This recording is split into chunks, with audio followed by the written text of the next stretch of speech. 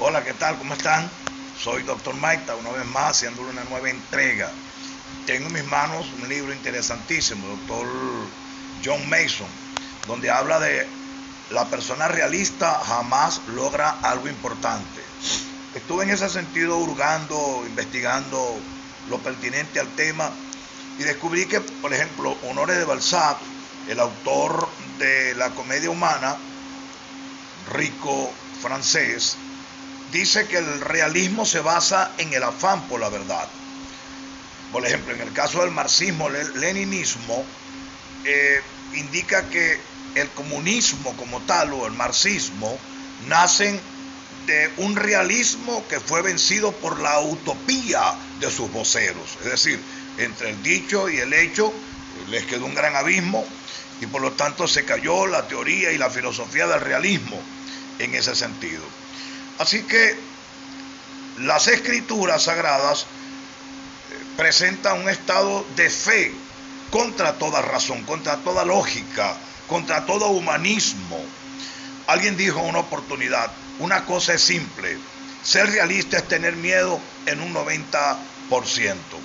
El origen del realismo moderno en Francia, 1840, es una representación objetiva de una realidad basada en la observación de la cotidianidad de su momento. Es decir, alguien al estilo del Jajam Shlomo o el sabio Salomón comenzó a ver la cotidianidad, la bitácora de la vida, el vaivén de la vida, el ir y venir de la vida, y de esa manera sacó una tesis del realismo o de ser realista o de la realidad. O sea, realidades que a veces no son muy reales. Ser realista es parte del humanismo que niega la fe. Interesante. Ser realista es parte del humanismo que niega la fe. Es ser realista o parte del realismo humanista. Generalmente cínico, y no solamente cínico, genera una falsa conciencia. No permite una conciencia translúcida, correcta, efectiva, sensible. Genera una falsa conciencia.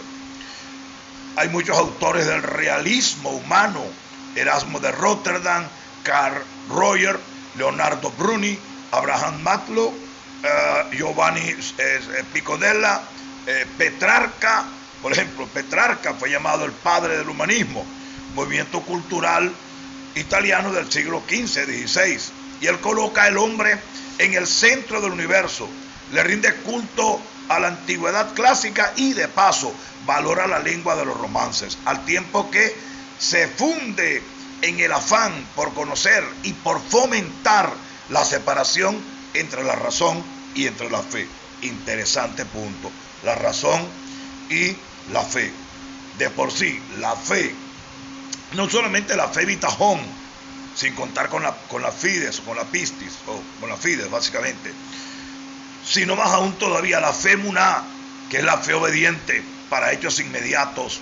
Es una fe intrínseca en la revelación de Dios y a través de su palabra para operar en lo sobrenatural. Esa fe sobrenatural vence todo realismo del humanismo humano, vence toda ideología marchita, de falsa conciencia y cínica, utópica, que los políticos, que los literaturistas, que mucha gente esgrimen hoy por hoy en las redes sociales.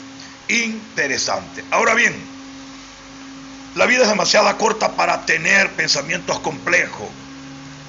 Marche hasta que salga del mapa.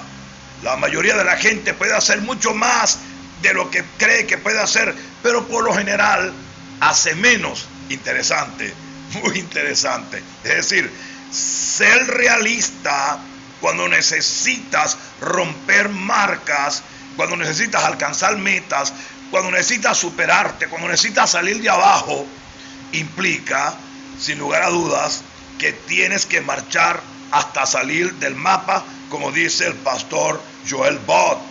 Y él dice, la mayoría de la gente puede hacer más de lo que cree, pero lamentablemente hace menos. Sea realista, pero realista desde la concepción de la fe. Realista, pero desde la concepción de los santos escritos. realista, pero desde la concepción emuná, de esa fe obediente, poderosa, sobrenatural, que la Ruach HaKodesh, la presencia de Dios, puede impartirle a usted, querido amigo. Dice, usted nunca sabe lo que puede hacer hasta que lo intenta. Interesante pensamiento.